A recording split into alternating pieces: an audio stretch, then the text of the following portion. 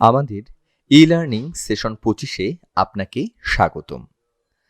আমাদের আগের সেশনে ক্লাসে বিভিন্ন ধরনের রিয়েলিয়া বা বাস্তব উপকরণের ব্যবহার সম্পর্কিত বিভিন্ন অ্যাক্টিভিটির মাধ্যমে কিভাবে শিক্ষার্থীদের ভোকাবুলারি শেখাতে পারেন সে সম্পর্কে জেনেছেন। এই সেশনে আমরা জানব শিক্ষক কিভাবে ক্লাসে বিভিন্ন ধরনের ইনস্ট্রাকশনাল অ্যাক্টিভিটি এর মাধ্যমে শিক্ষার্থীদের ভোকাবুলারি শেখাতে পারেন। আমাদের সেশন শুরু করার আগে আপনি কিছু সময়ের জন্য এই প্রশ্ন দুটি নিয়ে একটু ভাবুন। 1. কোন ধরনের নির্দেশনা কার্যকরভাবে ভোকাবুলারি শেখাতে সহায়ক বলে আপনি মনে করেন? 2. শব্দের অর্থ ও বানান কেন ভোকাবুলারি শিখতে অত্যন্ত গুরুত্বপূর্ণ? Teaching vocabulary by using instruction. ইংরেজি শেখানো প্রক্রিয়ায় ভোকাবুলারি শেখানো একটি গুরুত্বপূর্ণ বিষয়, যেহেতু এটি কার্যকরভাবে ভাষা শিক্ষার একটি অপরিহার্য অংশ। শ্রেণীকক্ষে শিক্ষক শিক্ষার্থীদের বিভিন্ন ধরনের নির্দেশনা প্রদান করেন এবং তা তারা অনুসরণ করে। অন্যদিকে নির্দেশনা সম্পর্কিত বিভিন্ন ধরনের কার্যক্রম শিক্ষার্থীদের শ্রেণীকক্ষে ভোকাবুলারি শিখতে এবং তা অনুশীলন করতে সাহায্য করে। উপরন্তু শিক্ষার্থীদের শব্দের অর্থ জানা এবং শিক্ষক কর্তৃক অর্থ যাচাই করাও গুরুত্বপূর্ণ। যাচাই করার মাধ্যমে শিক্ষা প্রক্রিয়াকে আরও কার্যকর করা হয়। এছাড়াও ভোকাবুলারি এর পুনর্ব্যবহারের প্রক্রিয়া শিক্ষার্থীদের বিভিন্ন প্রাসঙ্গিক শব্দের ব্যবহার করতে সাহায্য করে। আজ আমরা ভোকাবুলারি শেখানোর জন্য ব্যবহৃত নির্দেশনা সম্পর্কিত কিছু কৌশল নিয়ে আলোচনা করব। চলুন ইন্ট্রোডিউস আ নিউ ভোকাবুলারি কার্যক্রমটি শুরু করা যাক। এই কার্যক্রমে একটি প্রশ্ন করা ও নির্দেশ প্রদানের মাধ্যমে নতুন শব্দ শেখানো হয়। এই কার্যকলাপে শিক্ষক আইস, ইয়ার্স, মাউথ এবং নোজ শব্দটি ব্যবহার করবেন। প্রথমে শিক্ষক তার নাকের দিকে চিহ্নিত করবেন এবং জিজ্ঞেস করবেন, হোয়াটস দিস? বহুবচনের জন্য, হোয়াট আর দিস? এবং শিক্ষার্থীরা ইতোমধ্যে শব্দটি জানে কিনা তা খুঁজে বের করবে। যদি কেউ শব্দটি জানে তাহলে তাকে উত্তর দিতে উৎসাহিত করুন এবং শিক্ষার্থীদের স্পষ্ট করে শব্দটি বলা শিখান এবং তাদের 2 থেকে 3 বার একসাথে শব্দটি পুনরাবৃত্তি করতে বলুন। আপনার নাকে হাত রাখুন। 3 থেকে 4 জন এলোমেলো শিক্ষার্থীকে শব্দটি বলতে বলুন। জোরে জোরে শব্দহীন, দ্রুত এবং ধীর গতিতে শব্দটি বলে ক্লাসকে আরও আকর্ষণীয় করে তুলুন। যেমন নোজ। শিক্ষার্থীদের উচ্চারণকে সমৃদ্ধ করার জন্য আপনার সাথে সাথে শব্দটি পুনরায় বলতে বলুন। শিক্ষার্থীদের জিজ্ঞেস করুন কিভাবে শব্দটি বলতে হয় এবং তাদের অর্থটি যাচাই করুন। এভাবে শব্দের পুনরাবৃত্তি করুন, ইয়ার, মাউথ এবং nose. Let's practice with me. What's this? Nose, nose, nose. What are these? Ears, ears, ears. What's this? Mouth, mouth, mouth. What are these? Eyes, eyes, eyes. আপনি কি অ্যাক্টিভিটিটি উপভোগ করেছেন?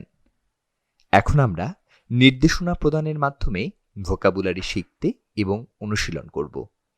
এই ধরনের নির্দেশনায় শিক্ষক লক্ষ্য করবেন যে শিক্ষার্থীরা নির্দিষ্ট শব্দের অর্থ বুঝতে পেরে নির্দেশনা অনুসরণ করতে পারে কিনা। ফর এক্সাম্পল, বলুন, শো মি দ্য টেবিল। শিক্ষার্থীদের টেবিল দেখানোর পর বেশ কয়েকবার শব্দটি অনুশীলন করান যাতে সকল শিক্ষার্থী সঠিক উচ্চারণটি শিখতে পারে। জোরে জোরে, যেমন টেবিল, শব্দহীন, দ্রুত এবং ধীর গতিতে শব্দটি বলে ক্লাসকে আরও আকর্ষণীয় করে তুলুন। তারা আপনার সাথে সাথে শব্দটি পুনরায় বলবে।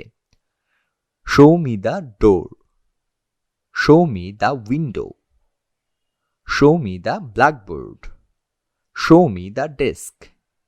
এইভাবে আপনি ক্লাসের বিভিন্ন বস্তুর মাধ্যমে শব্দ ভাণ্ডার অনুশীলন করতে পারেন।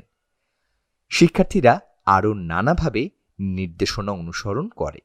উদাহরণস্বরূপ, jump in the air, point to the window, turn around, dance like a chicken, লাফ অ্যান্ড স্মাইল।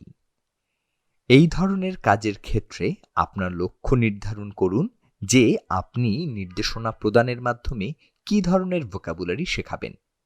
শিক্ষার্থীদের সাবধানে পর্যবেক্ষণ করুন এবং যাচাই করুন যে আপনি অন্যভাবে এটা করতে পারেন কিনা। কোনো কোনো ক্ষেত্রে টার্গেট ভোকাবুলারি শিক্ষার্থীদের বুঝতে কষ্ট হয়। আপনি কি অ্যাক্টিভিটিটি উপভোগ করেছেন? শিক্ষক এটা অন্যভাবেও করতে পারেন। একজন শিক্ষার্থীর কাছে গিয়ে তাকে অনুরোধ করুন, give me your pen please. যদি শিক্ষার্থী সঠিক কাজ করতে না পারে তাহলে অন্য শিক্ষার্থীর কাছে যান এবং তাকে একই অনুরোধ করুন, give me your pen please. যদি শিক্ষার্থী সঠিক কাজ করতে পারে তাহলে জোরে জোরে পেন শব্দটি বলুন এবং বোর্ডে শব্দটি লিখুন। শব্দটি তারপর বেশ কয়েকবার অনুশীলন করুন যাতে সকল শিক্ষার্থী সঠিক উচ্চারণটি উপলব্ধি করতে পারে। এইভাবে আপনি ক্লাসের বিভিন্ন নির্দেশনার মাধ্যমে এই অনুশীলন করতে পারেন। এখন আমরা শব্দের অর্থ সম্পর্কে শিক্ষার্থীদের যাচাই করার কথা বলবো। শব্দের অর্থ যাচাই করার অনেক উপায় আছে, যেমন matching, fill in the gaps, MCQ ইত্যাদি। আজ আমরা একটা কৌশল নিয়ে কথা বলবো, চেকিং মিনিং। শব্দের সঠিক অর্থ বের করাও একটি গুরুত্বপূর্ণ বিষয়। একটি ওয়ার্কশিটে ভোকাবুলারি টাস্কের একটি সেট তৈরি করুন। দুটি কলাম রাখুন, একদিকে শব্দ এবং অপরদিকে শব্দের অর্থ এর কলাম। শিক্ষার্থীদের দুটি কলামের সাথে সাথে মেলাতে বলুন। নিম্ন শ্রেণীর জন্য আপনি সংজ্ঞার পরিবর্তে ছবি ব্যবহার করতে পারেন। পরিশেষে উত্তরগুলো দেখান এবং তাদের উত্তরগুলো সঠিক উত্তরের সাথে মিলিয়ে নিতে বলুন। আপনি বোর্ডে লিখে এই কার্যকলাপটি পরিচালনা করতে পারেন। আপনি কি অ্যাক্টিভিটিটি উপভোগ করেছেন? আপনি কি মনে করেন এই অ্যাক্টিভিটিটি শিক্ষার্থীদের সাথে অনুশীলন করতে পারবেন? আপনি কি মনে করেন এই অ্যাক্টিভিটিতে কোনো পরিবর্তন দরকার? আপনি ক্লাসে এই অ্যাক্টিভিটিটি কিভাবে করতে পারেন সে সম্পর্কে নোট নিন। আজকের সেশনটি এখানেই শেষ হলো। আশা করি আপনি টিচিং ভোকাবুলারি অ্যাক্টিভিটিস সম্পর্কে অনেক কিছু জানতে পেরেছেন, যা ক্লাসে শিক্ষার্থীদের আত্মবিশ্বাসের সাথে ইংরেজি শেখাতে সহায়তা করবে। ধন্যবাদ।